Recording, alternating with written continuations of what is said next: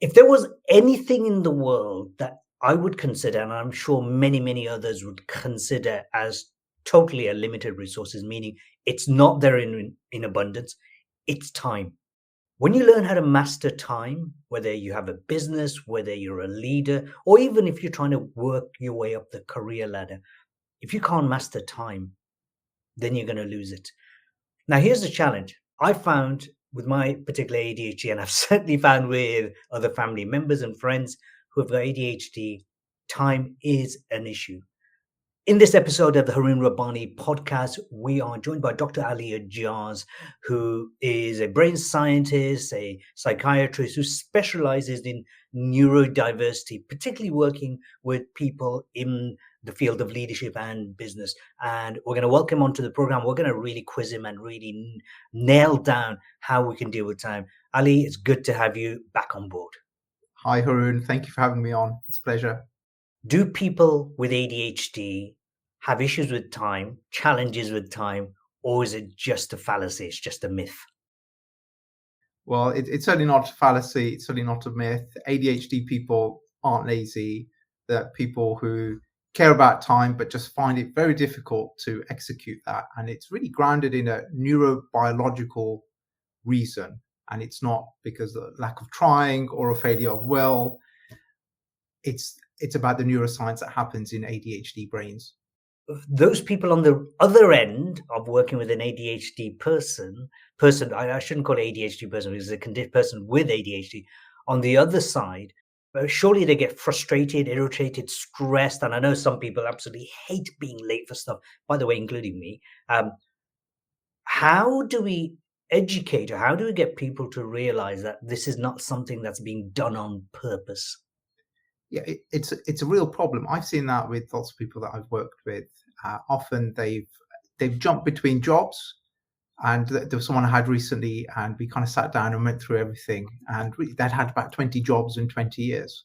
One of the big drivers for that was that they were just not delivering on time. They were late for meetings, and that came up in the performance reviews. They weren't submitting their work for projects on time, and they just ended up being fired or sacked. And it's just repeat. And it is a real issue. I think part of it is destigmatizing what ADHD is. And I think some conversations like this really to try and help explain what is going on with the brain. ADHD is a brain condition. It's not a mental illness. It's a brain condition. So once we understand the brains of people with ADHD better, we can help implement strategies that can help them be as successful, even more successful than the average person. Well, one of the things you've just mentioned is the fact that it's not a mental illness. And I think certainly for me and the people that I know who do have ADHD absolutely detest the thought that they're a victim of something. If anything, they're actually quite amazing at other things as well. So say I've got an appointment, wherever it is, and I will, no matter how much I try, I'll have things to do and I'll just cut it fine. I mean, I have to admit, I don't miss planes, trains, stuff like that, because I know how expensive they can be. But besides those, why is it that we kind of like always cut it fine or often are late? What causes us to do that? And what is it that we're doing that makes us do that? Well, this idea of time blindness is a real issue. And from the biology, we know that people with ADHD are much more likely to have kind of problems with the prefrontal cortex, the front part of the brain that's involved in executive functioning, which are the higher levels of existing and interacting with the world. So planning, organizing, and holding yourself to account. These high level functions we know are compromised in people with ADHD because those parts of the brain are either less efficient, have less blood flow, or are smaller and just haven't quite developed. And that is actually on a range, on a scale. So it's not the same for everyone. But we know, and it's not controversial to say that there's areas in the brain that are directly impacting people with ADHD sense of time and how they manage and organize themselves. So that's the first thing. There's structural and blood flow changes that are there. In addition, there's a chemical imbalance where you have less dopamine. And we need dopamine to motivate us, to reward us, to help us get stuff done. And so when you combine those things together, people with ADHD really are up against it when it comes to just doing things that other people take for granted, especially in these higher executive functioning activities like planning and organizing yourself. So people with ADHD need that urgency, that fear, that, oh, I'm going to be late, or there's going to be bad consequences, or I'm going to have to pay for another ticket. And that fear really drives them. It helps promote a bit more dopamine to allow them to act in a way that other people take for granted. That just blows my mind. I tell you why. The whole late thing and deadline thing, throughout my school years, unless I really did it straight away, I was always lastminute.com, do the homework at the back of the bus kind of thing. This is through my school years. And in fact, the most toughest during my degree, the most toughest part of my degree, the modules are extremely tough that hardly anyone got a decent result. I got top results simply because I thought I was going to fail. And oh my God, that actually applies to my medical sales career as well. I didn't want to fail. I'm like, oh my God, what if I get it wrong? Okay, so that dopamine being in low amounts, low dosages, or is it because we're not producing enough? So dopamine is less in people with ADHD. So often the behaviors and habits that people with ADHD pick up are actually dopamine-seeking behaviors. So could that be the reason why then we try to fit in a lot of things because of the deadlines, number one? And the other thing is, of course, distractions, bit of social media, bit of cleaning, bit of tidying. What are your thoughts on that? Can you disentangle that entangled mess that we have in our heads? Well, we can simplify it to dopamine-seeking behaviors. So dopamine gets stimulated by a range of things. So people often associate it with things that you enjoy. So if you're listening to music, or if you like being with certain people, or doing a certain sport, so things that you enjoy can do that. But then also things that are unpredictable, things that are uncertain. So the doom scrolling people talk about is, well, what's next? And the colors and the visual and the sounds and what's next? That helps stimulate. It kind of takes away your dopamine in that way, but it's helpful to allow people to kind of tune into things. And there's a whole range of behaviors, but in particular arguments and confrontation as well. So it's not the pleasant stuff. So often it's the things that are scary. It's the things that are confrontational that can also stimulate dopamine. And sometimes we can find that people with ADHD tend to be a bit more in conflict with people, or find it difficult to negotiate difficult scenarios. So could that also explain why, I mean, this is not the case for me, but certainly one of my family members is they hate arguments, but when they get into one, they want to rip the other person a new one, if that makes sense. They really go for it like you don't go near that person. I mean, could that be one of the drivers at all? I think it's very much biologically driven. So I think most people don't want to be in arguments. Most people don't want confrontation. But if you have someone with ADHD who is actually being fueled by that threat, that dopamine hit, that they can just keep going and be quite formidable when it comes to arguing points. And it's often not associated with aggression, but arguing and sticking to your guns, which are very good traits, but they can be taken to a bit of an excess if you're not able to regulate that properly, which often people with ADHD, that's the case. So the link between procrastination and ADHD, is that a link, or does it just look like procrastination? Because I would love to hear your thoughts, only because I'm just thinking, not just only because for the sake of the listeners, I just think a lot of the times where I've thought I'm procrastinating on paper, other people think I'm procrastinating. After taking the action or not taking the action, later on I look back and think that was the right thing to do. That was a good decision. In fact, there's not a single time where I procrastinated and it led to a bad decision. I mean, that could just be me. But please explain the link between ADHD and procrastination.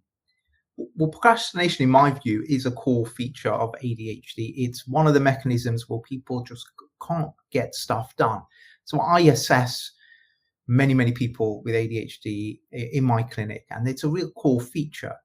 And the procrastination is not being able to get things done that are, I guess, more the mundane things, the things that make life work. So your bills, like your homework or the chores, or managing your family home, the admin side of life, all those mundane things that help life move, people with ADHD struggle with. And part of it is that dopamine, that it's not exciting enough.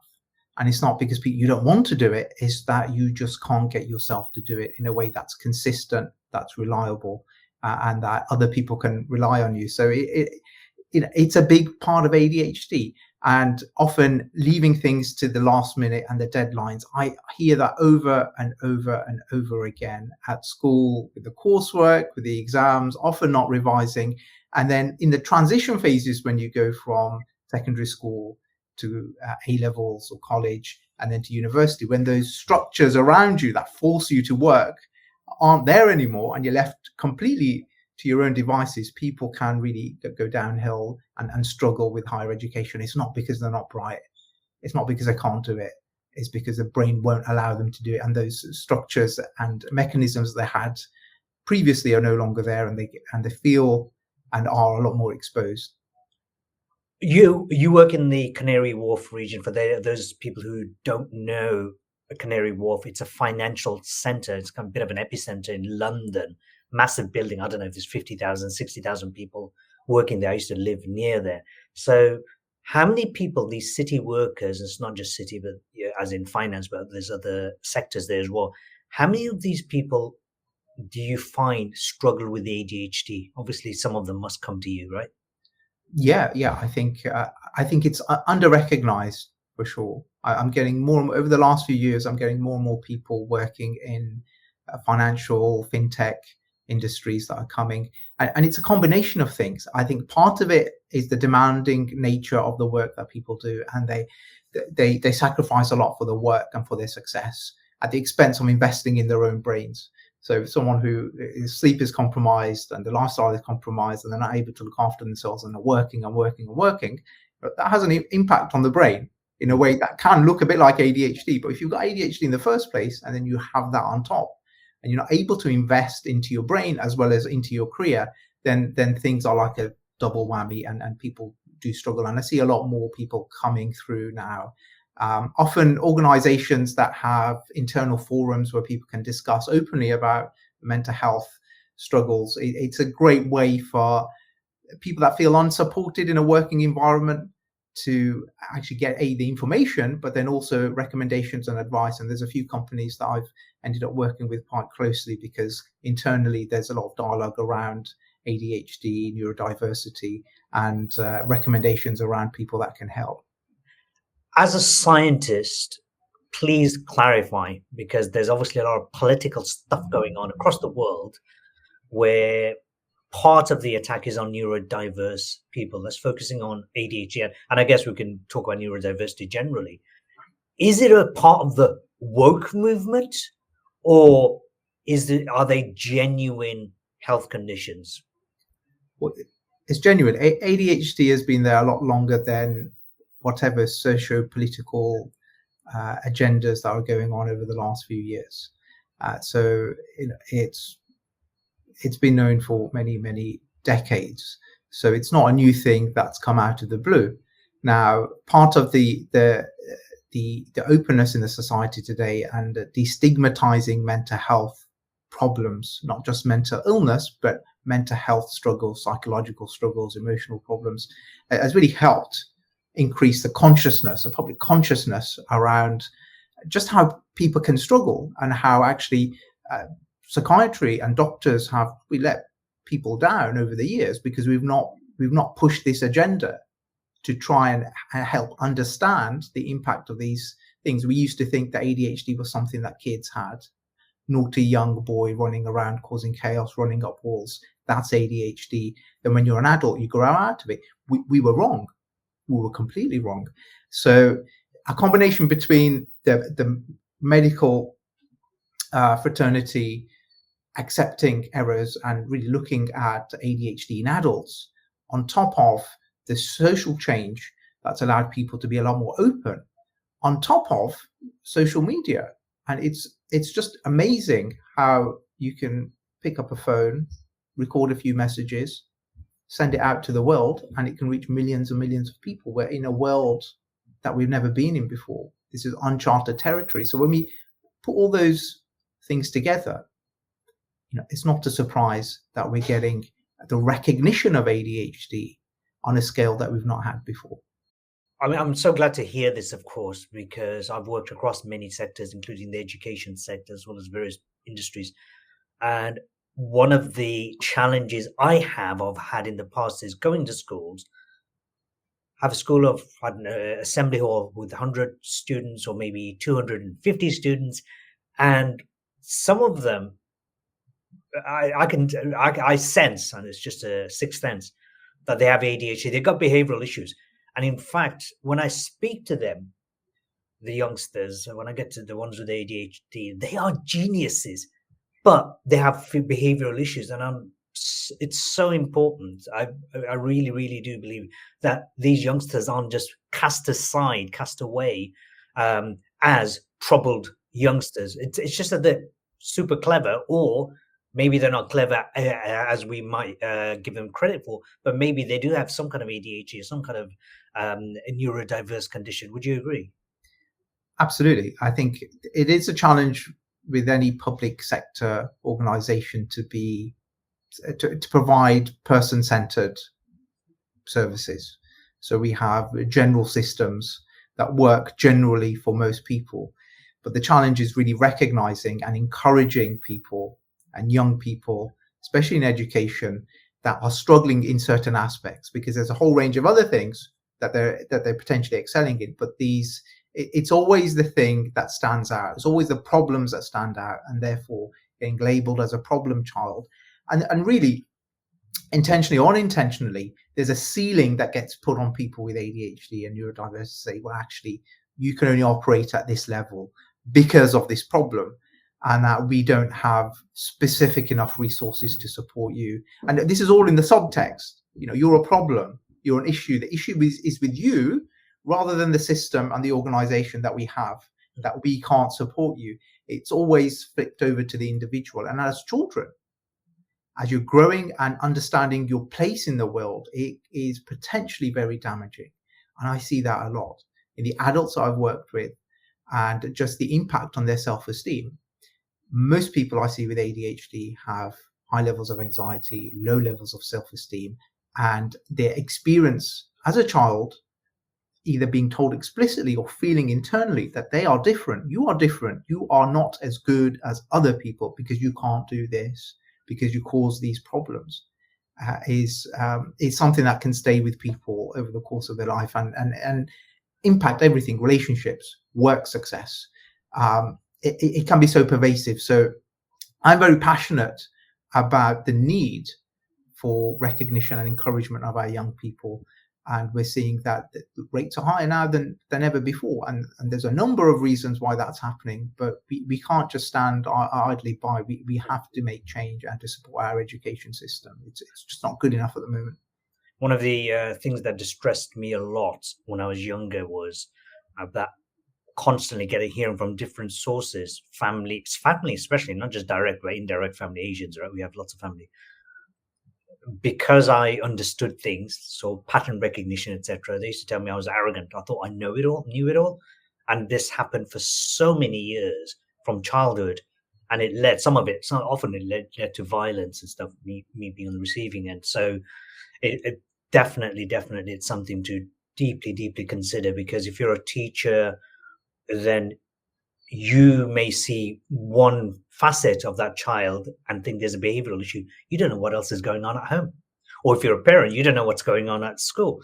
So one of the things you mentioned earlier was how the systems and processes in schools allow young people with ADHD to follow some kind of tight schedule, guideline, etc. But when they go to higher education, because there's not so much supervision, things fall apart. So Talk to us about body doubling, particularly in context of business environment, higher education, even somebody who's a leader. What does that mean? So body doubling is when you have an external person, so someone else, that you kind of anchor onto to help you be more productive. So often it's having an agreement with someone, and ideally in a physical space, but it can happen in a virtual space as well, where you commit to whatever objectives you want for that, say, morning, and you commit to working for a certain period of time and then having breaks. So whether it's half an hour work and then a 10-minute break, for example, having someone that you've committed that to and having someone there that you can see, either physically or virtually, can really help with the focus and give you a sense of accountability, give you that type of scaffolding that you could argue is there when you're at school, when you're at college. And it can really help focus and to calm the mind. And often people with ADHD get themselves overwhelmed with the work that they need to do. So it does help reduce that overwhelm and that distress just by having someone there in that supportive way, and also being accountable as well, but in a non-threatening way. So it can be really effective at helping productivity and also helping levels of organization. And studies have shown that body doubling in particular has helped by about 30 to 40% of increasing productivity in the workspace. So it can be a really powerful tool. That is mind blowing. It reminds me actually so my first professional job after my degree was selling medical devices for a company called Olympus Keymed. And once a year, so we'd be out with the doctors individually, seeing the doctors, but once a year we'd have an end of year sale type of thing, 2 days in house. And this is all the whole team, and we all knew each other. We had a lot of time for each other. One of the things I found was in that short amount of time. So my monthly target was, I think it was about £36,000 one of the years. Within the space of maybe even less than 2 days, in fact, I generated sales of £92,000. A, because of what you've just said, the body doubling, but B, I'm also that competitive side of me. I mean, I was like shattered all records. In fact, I ended up paying more in tax than I earned in my very first year of salary. So it's actually phenomenal. So 40% is the kind of statistic you say, but I reckon there's for example, a lot of business owners, startups, etc., professional speakers, consultants who are struggling with the ADHD, and I've seen quite a few of them. But as soon as they hang around with someone for even half a day, their productivity totally shifts. So that is so reassuring. So talk to me about, or talk to the audience about 3 core areas, which is lifestyle. Can lifestyle changes, nutritional changes, dietary, exercise, can that have an impact on a person with ADHD in terms of their time management? And if so, what would you recommend from the top of your head, of course? So this is such an important area, Harun. I'm really pleased that you're bringing it up, because it's not only my belief, but it's what's been shown in the science and the research, that people with ADHD, as we've mentioned, have brains that are perhaps not working optimally, and that's causing certain blocks in certain areas of your life.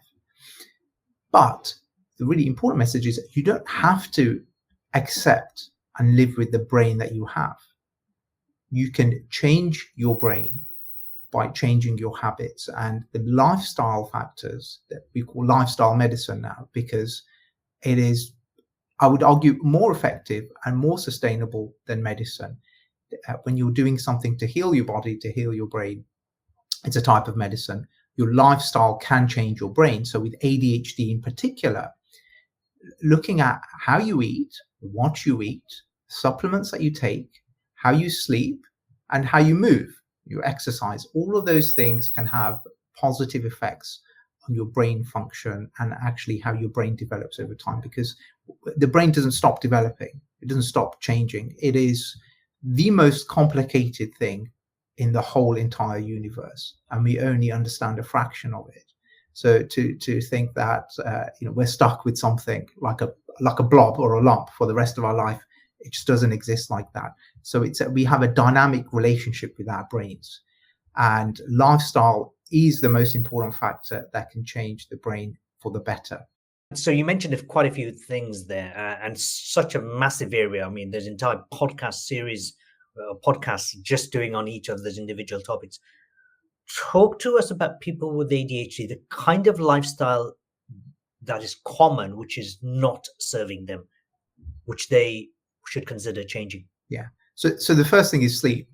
So pretty much everyone that I meet with ADHD when I'm doing the assessment, the sleep is off. So often it's because the nervous system is just too active. Their mind is too active and they're thinking of too many things, either good or something bad that happened, or they're worrying about something for the next day, and it just keeps them up. So they don't have an ability to relax and to calm down. And so the sleep is off. And when we know when sleep is off, your cognitive function, your ability to remember, to learn, to focus, that's going to be off anyway, whether you have ADHD or not. Sleep is so important. So sleep is a key habit to try and regulate. And really, we want to aim for 7 to 8 hours a night, having a regular sleep pattern. So you're going to bed at the same time, getting up at the same time every day.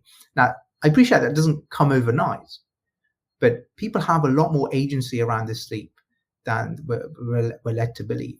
And the key is developing a pre-sleep routine that works for you. Now, there's 100 things you can do to develop and to put into your pre-sleep routine. So we're talking about an hour, hour and a half before you actually want to go to bed. So it's implementing small tasks, small 3, 5, 10-minute tasks. And you only need a handful of them to help wind down and calm down your nervous system. So that's really the first thing, is the sleep. The second thing is food. And people with ADHD in particular often go for choices of foods that are dopamine seeking. So high carbs, sugar, these stimulate dopamine. They also stimulate serotonin to help you feel kind of good or better about yourself. So in the short term, it can be very effective. It can make you feel nice, but there's big consequences that come from that. So having processed foods, high carbs, high sugar foods, really the sugar gets broken down into chemical sugar, the carbs get broken down into chemical sugar. These things are toxic for the brain. So in terms of your cognitive function over time, it's not helpful and it's very damaging. So sleep and food are the most important things for, I would say, anyone, but in particular when it comes to people with ADHD. Is there a particular type of diet that people can embrace? Like, for example, the Mediterranean diet, ketogenic. Is there any particular type of meal planning they can do that you think, okay, this is better than the others? Well, certainly those that you've mentioned, Mediterranean diet, ketogenic diet, intermittent fasting, all these things have the science to support improved brain function, improved cognitive function, and people should be encouraged to try whatever works for them. On general principles, the science is very clear. Having a high protein, low carbohydrate diet helps ADHD brains focus, concentrate, be more productive. So if we're looking at the medication, for example, people with ADHD can be prescribed medication that can be really effective. The dietary changes can be as effective as the medication, but they just take a bit longer. So the high protein diet is really important. So really looking as a starting point around 1 gram of protein per kilogram body weight per day. And the key is that it has to be the best quality protein that you can source. So once again, kebabs don't count, and fast food. I mean, they've been processed to death, and processed food themselves don't count. Just keep that in mind. And if you're a vegan, you can also have protein-rich foods as well. So we'll do an entire episode on that separate to this, because it's such a big topic. Let's say someone wants to go to bed at 10 p.m. What's the latest they should put food into their mouth? So I think at a minimum 3 hours before you go to sleep that you should have your dinner. So I'd say no later than 6 p.m. And part of that is to do with your metabolism, your blood sugar, insulin impact that the food has, that you don't really want your insulin to be high and processing your blood sugar whilst you're going to bed. So you really don't want to eat close to going to bed at all. Yeah, and you're going to end up, especially if you're having sugary foods, which I had last night, you end up going to the toilet, broken sleep, going to the toilet, having a pee. It's interesting because I was struggling with sleep, not recently, because recently I had it fixed, but say last year. And what I found was just changing those food habits made all the difference. Absolutely made a difference. And there's nothing worse, for me anyway, than to have sleep deprivation the following day. It just is not a fun time. Yeah, so, well, you can't digest your food and be sleeping at the same time. Like you can, but it's not. You know, your digestive system needs its dues. And the best thing to do after a meal is actually walking for 15 minutes. That really helps your digestion. And a lot of people have symptoms of bloating and gas and things that can keep them up if they eat too late. It can all be resolved by a 15-minute walk after dinner. How does ADHD affect, particularly in context of time management, how does that affect relationships? Is it not consequential, or is it kind of important? It's a massive thing. So I work with people with ADHD, and I'd say most of them are in relationships. I also work with couples with ADHD, where I've seen one half, and then a few weeks or a few months later, I've assessed the other half, and they both have a diagnosis of ADHD. And time management is a recurrent theme. And often it's about getting things done when you say you're going to get it done. And you can imagine if that happens once or twice, that's one thing, but it happens on a daily basis in a relationship where you're both having to try your best, especially if you've got kids. There's a lot of things that need to be done. So you need to be reliable and have that accountability to yourself. And when you don't have that in any relationship, let alone a relationship under high pressure, there's always going to be arguments. And we know that arguments or conflict are also dopamine inducing. So these things can take a life of their own, that you can get very used to not only letting someone down, getting into an argument, defending yourself. And what that does over time is build resentment in that relationship. And it disrupts the harmony and really the future chances of it being, the longevity of the relationship, of it being successful over time. Let's switch things around a bit. Let's go on the other side of someone who's dealing with a person with ADHD. I mean, because relationships, personal relationships are one thing, which is obviously very important to people. When they take it to work, it's not like they can switch their ADHD off. So if you're a manager or a leader, in context of time management and planning, how can you help that person to improve their performance, productivity, and actually feel good about their work? There's so many things that can be done. And that's a real key message. It's not about managing ADHD or managing someone with ADHD. So if someone's struggling at a certain level, well, how can we bring everything down to function at that level? No, it's about how can we support the person with ADHD to get the best out of them. So the first thing is really, how you conceive what you're doing, because it's about bringing the level up of that person by giving them tailored, specific support rather than trying to have services. And I see this a lot in organizations. People think they need to come down to a level where someone is struggling. The reality is very different. There's solutions to everything. And having an ADHD solution approach can make a big difference in how that individual can contribute to an organization and how they feel about their work and how valued they are. So it can be different depending on the individual, but some of the common things, some of the I would say fundamental things that employers should bosses should look at is just how they manage the workload of the individual and the expectations with them. And the first thing is being able to have that frank conversation with them and working with the person with ADHD rather than saying, well, we're going to tell you how to do it, or we're going to get some external person in who's going to give us some pre-made kind of list of how things should be. No, it's about working with that person. And so If we look at task management, for example, what we know is really effective is chunking. So breaking things down. So if you have a project where you have a certain deliverable, instead of saying, I might just get on and deliver this report in 2 weeks' time, it's much more effective for someone with ADHD if you're able to break down and say, okay, fine. This day you're going to do your brainstorming and you're going to spend 2 hours on it, or 1 hour on it, 30 minutes on it. The next day or the next task is going to be your bullet point, your planning, then your writing, then your reviewing, then your submission. So breaking it down into smaller, more manageable chunks.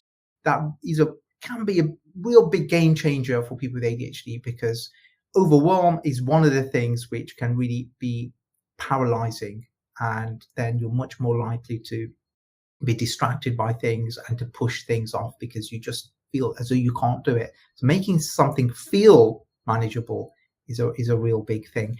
And also for the person with ADHD, if they have smaller objectives, they're much more likely to fulfill those objectives and get a sense of reward, and then that reinforces to the next chunk, the next part of the task, and it can develop into a habit that at this stage you may rely on very explicit chunking, but over time the person will develop and learn those skills themselves, and then it becomes less of an issue. This reminds me of a particular system called the Massive Goal Principle, developed by my best friend, actually, David Heiner.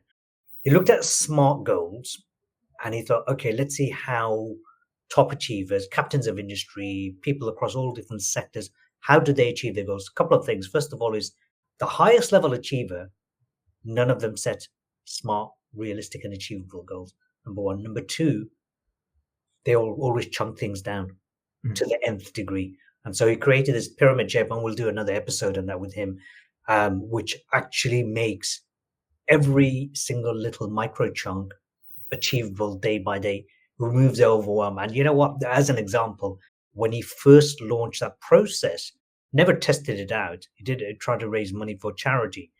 And the charity turned him away, except one person turned around and said, David, we can actually do this. So they were raising money for cancer research in Birmingham, the Crab Appeal, it was called. And instead of, they were trying to break the national record of 50 grand, raise £50,000 using one event. No celebrities, no nothing.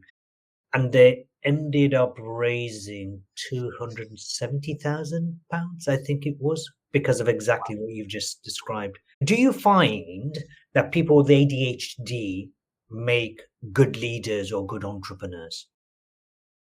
So I've had lots of experience with working with people with ADHD, and it is the range. It is a spectrum without it being it's kind of inward.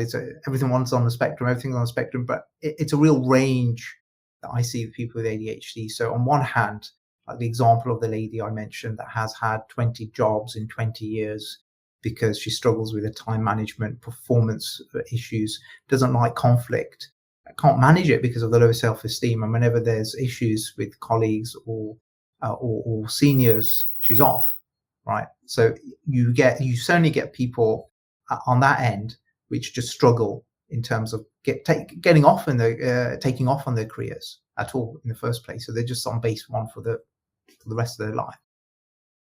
On the other hand, I've worked with many people who've sussed out early on that I can't work in an environment that's based upon other people's rules, other people's terms, other people's rigid, open, distracting workspace. I'm going to thrive by doing my own thing. And I've met many entrepreneurs, many people who've created 1, 2, 3, 10 successful businesses. And they've used their ADHD, their ability to be creative, to hyper focus. Now, one of the things we haven't talked about is the ability of people with ADHD to really focus on things that they enjoy. So if you're someone who's creating a work environment for you based upon something that you have a passion about, if you've got ADHD, you can go a real long way with that. I've seen many successful people with ADHD run successful organizations, but the problem is that other parts of their life can be very chaotic. So we talked about relationships. We talked about parenting. We talked about what they do to unwind and relax. Nothing, because their work can become their life. It's a thing that gives them the drive, the passion, the motivation, but it's taking a toll on their physical health. It's taking a toll on their relationships. Yeah, it's a double-edged sword. I think as successful someone can be, as chaotic their personal life can be. So coming and seeing someone like me just helps give them more of a balance. It's not changing who they are. It's not taking away all those positive attributes, but really trying to give them a bit more balance in terms of the other aspects of their life. I want to cover the area of autism and ADHD in a moment. But before we do that, for our viewers and our listeners, if anyone wants to come and do any one-to-one work or organization wants you to go and consult, how do they get hold of you? What's the best way for them to get in touch with you? So I've a website, draliajaz.co.uk. I'm also on social media channels, Dr. Ali Ajaz, TikTok, also Instagram. So people have many different ways of getting in contact with me. So you mentioned you do one-to-one work as well as couple therapy as well, either couples together or couples apart, correct? Yes. So individuals, couples, organizations. So whether it's someone's specific life or whether it's someone's specific organization, there's principles that infuse all of that. But then through experience, being able to tailor things, there's amazing progress that people can make, and that's really on a personal level extremely rewarding for me. Excellent. And just for anyone who doesn't know where Canary Wharf is, it is in London. It's not too far from the heart of London, so it's easy to get to. But in terms of the corporate work or the organizational work, you're actually traveling. So moving on from that, I've come across, and this is interesting because ADHD, I find big picture, go, go, go, go, go. And it's almost like you need so much happening and a lot of new stuff, the shiny object syndrome and so on. Autism, I found, and I'm no expert at all, this is why you're here. Autism, I found those of my friends who have autistic traits tend to like stability. Stability is a big one. They like detail. It's like as opposite as in some respects to ADHD, as I can see. But what if you've got both? How does someone with both autism and ADHD, and I've got one particular friend in mind actually, how do they navigate the world regarding time? On one hand, it can be a lot more efficient, because if you're rigid about getting things done in a certain order, in a certain way, which you do see with some people with autism, that things have to be very particular at a particular level standard, your level that you've told yourself it has to be in a certain time frame. Many of those autistic traits can counterbalance some of those challenges that people with ADHD have. And it's a real grey area. Where do you diagnose ADHD? Where do you diagnose autism? Because on one hand, there's similar things, and on the other hand, there's opposing things. So it is quite complex. However, people with autism, in terms of time management, can be more effective and can be more efficient, and coupled with those creative aspects of ADHD can really thrive.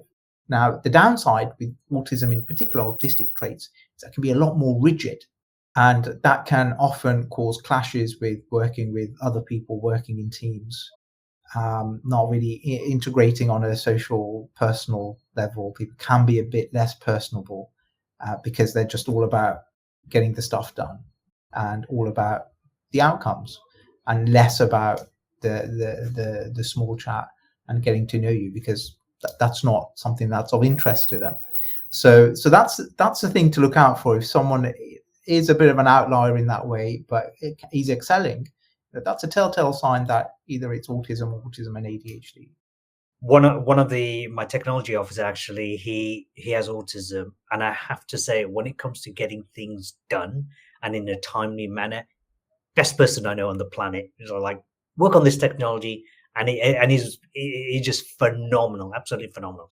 Before we end this episode, and you're going to be joining us again next week, before we end this episode, is there any question or an area I should have asked about but I haven't, or is there anything you'd like to add for our listeners and viewers that might help them with their time planning, their management and organization? a few other top tips if we have time for that. So, Absolutely. so I'm keen on seeing what the research is showing and the science is showing, and that's very important to me, my own practice as a clinician and academic. So there's a couple of interesting things that the research has shown that can be helpful if you have a particular type of ADHD. So we're really looking at the inattentive type of ADHD, where there's less of the impulsivity and hyperactivity. We were talking more specifically around females, and we haven't touched much on the gender difference in ADHD. It's a real big thing. There's a lot of females out there that don't have those hyperactive, impulsive aspects of ADHD and kind of get missed. So they tend to have more the inattentive ADHD, and if someone has more inattentive ADHD, something like white noise, so background noise, can be really helpful in improving your focus and attention, and therefore your productivity. So that's one tip. Chewing gum also, as long as you dispose of it appropriately, I think it's fine. Chewing gum can also help. Yeah, focus. don't play under your chair or under the desk is very important. Yeah, kids and adults, by the way. Yeah. So multitasking is something that I see in lots of people with ADHD. In order to do one thing that's more mundane, you have to do something else at the same time. It doesn't have to be exciting, but I think it's that challenge. It's that challenge of the brain doing two things at once makes it more palatable than one thing that's mundane. So ADHD brains like the challenge. So some of that chewing, for example, can be a game changer, especially if it's in long meetings where you need to try and keep focus. Sometimes as fidget spinners can help, but that's not very professional if you're in a meeting and you're there spinning something or twirling your hair. So something like gum in a kind of discreet way might be something that can help. So there are a couple of things that can be game changer for a lot of people. But in terms of external tools, there are planners that are that can really help people kind of funnel kind of ideas into something more specific. There are some AI tools now. There's one called Motion that uses AI in order to prioritize your tasks and give you a schedule based upon urgency and what's important for you. And it takes away that energy that some people with ADHD, that planning exhaustion, it can just deciding what to do just tires you out. It just mentally exhausts you, that you can't actually get to do stuff. So something like that is really, really helpful. So I think the digital tools are going to become more and more into the fore. It's very exciting times that we live in, but they're just a few simple, helpful tips, and there's many more, but hopefully we'll come on. Absolutely. So in the next episode, we're going to actually dive, if you thought sleep and ADHD, we've covered everything, far from it. In the next episode, we're going to go dive way deeper into that particular area. Any final comments, Ali, before we finish this episode of the Haroon Rabbani podcast? And by the way, I'm Haroon Rabbani, just in case you've not read it on the screen. Well, I just want to thank you, Haroon, for giving the platform to talk about ADHD in this way. I think it's such an exciting time that we live in, and being able to, I think, counter some of the negative narrative when it comes to ADHD is really important in this day and age. And I can see ADHD has become more of an issue. It's going to continue to become more and more prevalent in our society, and we'll have a podcast on that for sure, because I have some very interesting ideas around why that's the case. And it's not just about embracing people, it's about empowering people and helping people to be successful in life.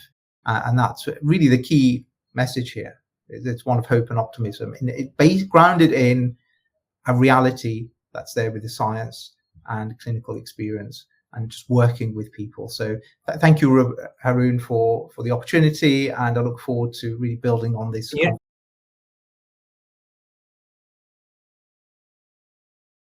What if we gave our viewers, our listeners, one call to action in context of time management and planning and so on, which is this week? Okay. What's one thing you would invite people to do, challenge them to do this coming week to help them improve, particularly on their time field? So this potentially, I'm very pleased you asked this, because I forgot to mention it before. This can make such a big difference. Okay, so if you've got things to do, okay, so instead of having like a long to-do list that just never gets done, and it's like an endless toilet roll that keeps churning out things to do. You take one thing, just one thing per day, and for that one thing, just tell yourself that you're going to spend just 5 minutes working on that one thing. Then after 5 minutes, you can do what the heck you want. Okay, 5 minutes. And what you'll find is that because people with ADHD struggle with initiating tasks, once you've initiated the task and taken off the pressure of spending an hour on it, just 5 minutes, that you're much more likely to spend 5, 10, 15, 20, a much longer period of time getting whatever task it is you need to get done. And it's about the initiation. So it's just what you tell yourself, just 5 minutes, and then you can do anything and find out what happens. What an amazing idea. What an amazing tip. So make sure you like, share, subscribe, and we will see you next week on the Naroon Rabbani podcast.